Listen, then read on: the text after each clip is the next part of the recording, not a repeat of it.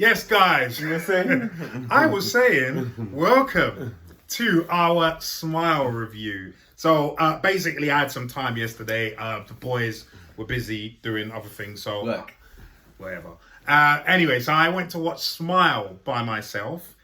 And Where was it? yeah, $5. Maybe I'll go to the movies by myself. yeah, and yeah, just gonna give you a quick review. It wasn't bad. It wasn't as good as I thought it would be. Basically, to sum up the film really quickly, there's a psychiatrist works in a hospital, and this young girl whose professor killed himself in front of her. So this is a spoiler review, by the way. So so he killed himself in front of her, and so she sees the psychiatrist. She's feeling some kind of way, and then she said that she's seeing things, right? Something like that. And the psychiatrist saying, "Look, it's all in your mind, blah blah blah." And she says she's seeing things that look like people she knows, with a sinister smile, but they're obviously trying to get her to do evil. And she was just like, no, it's in your mind, blah, blah, blah, blah, blah. And then she freaks out. A vase drops on the floor. She picks up one of the pieces as the psychiatrist is calling for help. And she smiles and then proceeds to cut her throat. Her own throat? Her own throat. Okay. It's a normal Monday morning. Right. So that really freaks out the psychiatrist. She's married to, she's got a fiance who, by the way, is A-Train from The Boys. Oh, okay. Right? Yeah, so she's spilling the beans to him, and he's not really, he's just like, okay, whatever. Tough day at the office, yeah, pretty much. But then sinister things just start to happen. One sinister thing that happens is she goes to her sister's son's birthday party. She wraps up a present of a train for him, and something happened the night before. Don't need to go into it too much. She goes to the birthday party. The kid is unwrapping the present. It's a dead cat. He lifts up the dead cat. Oh, my And she just freaks out. And then she ends up going to the psychiatrist. The head of the psychiatrist's office is Carl Penn. Oh, okay. Yeah, so he tells her to take some time off. And her mum committed suicide as well. Oh, Lord. Do you know what I mean? So her sister's like, you're just like, Mom, you're nuts, blah, blah, blah. She then finds out through investigating that there's a curse, basically.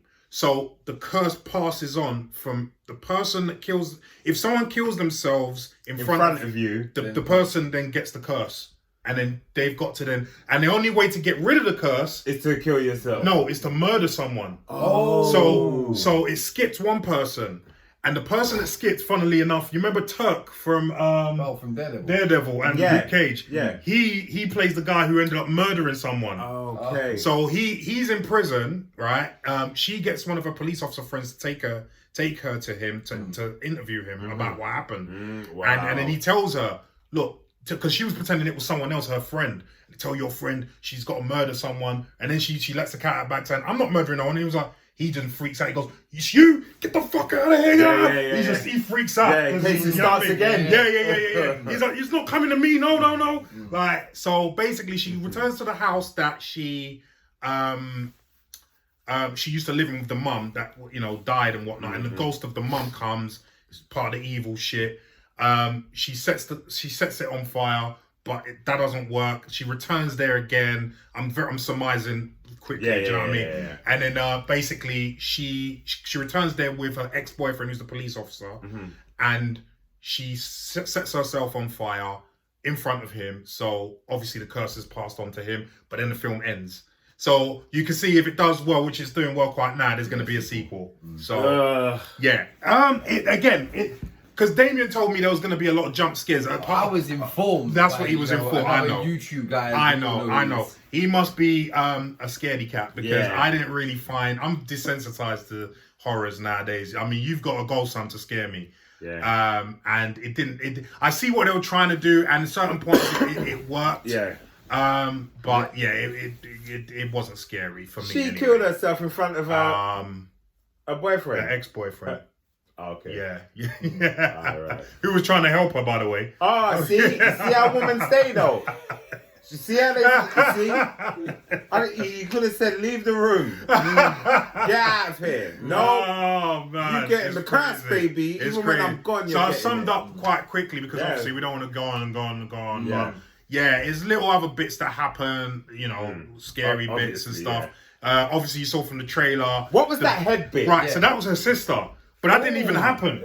It didn't. She imagined it. Oh, that was she imagined it. So that was her sister. Interesting. So she went to the so after the thing with the sister's kid birthday party happened because she actually crashed through the table, the glass table, and she had to go A&E and all of that, right? So she came back to apologize, and the sister was like, "Listen, that's when she said you're nuts, like mum, you blah blah blah. I left because she's the older sister. I left because mum was nuts. I'm sorry I left her with you, but." That's, you know, the way it is.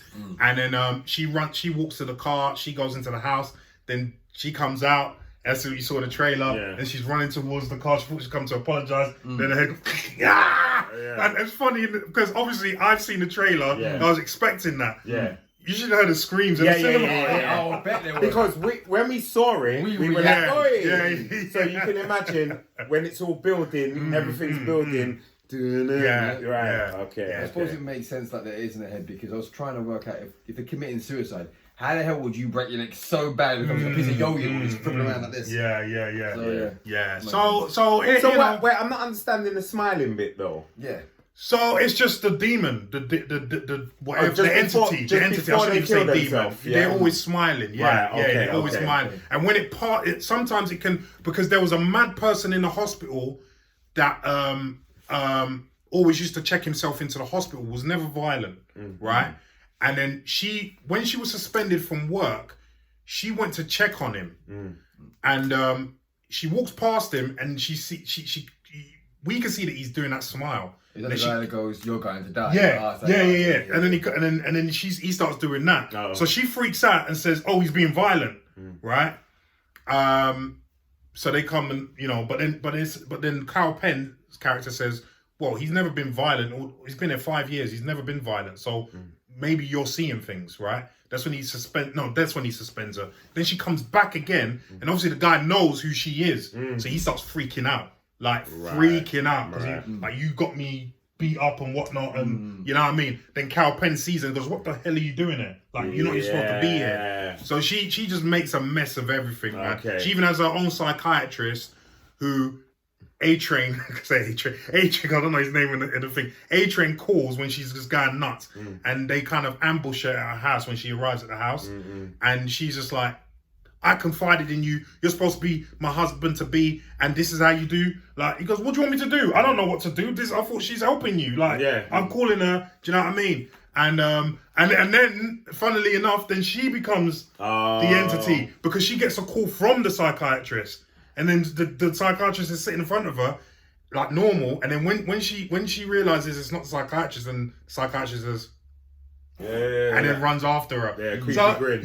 That bit also got a little bit of a scream in the cinema as well. Okay. So it was. Listen, I give that a solid 7.5. Okay. Do you know what I mean? It was a good film, but I just expected to be scared a lot more than that's what you hope for when you go cinema to see a horror. You want to be scared. You want to be scared. That's the fun bit. Make me jump. Make me. Hey. Ooh. And they did try, but I thought it. Because there were certain bits, like in the beginning, after the girl killed herself, she went home, and then just the corner of her eye, and you could see it. You could see someone smiling, and then she looks, and there's no one there. And then she looks again, and the girl comes in her face, and then that you know what I mean, that kind of thing. Yeah. So I see where they were coming from, but if you're people like us who are desensitized to that, it's not gonna really make you jump. You know, that's us, not they. Yeah. It's us. I jump like a bully cat. So would you say the neck break in the trailer, that's the biggest jump in the movie? There was a couple other ones that are probably on par with that. Okay, that's good. That's good. Yeah. So solid 7.5. They're gonna be hugging me when we watch it. So guys, that was the Smile review. I thought it was a good watch. It's an entertaining watch. You know what I mean? But nothing too earth-shattering. So hopefully the guys are going to watch it soon. But yeah, let me know if you've watched it and what you thought. Leave your comments down below, please. Look at these freaks. Your heart is breaking.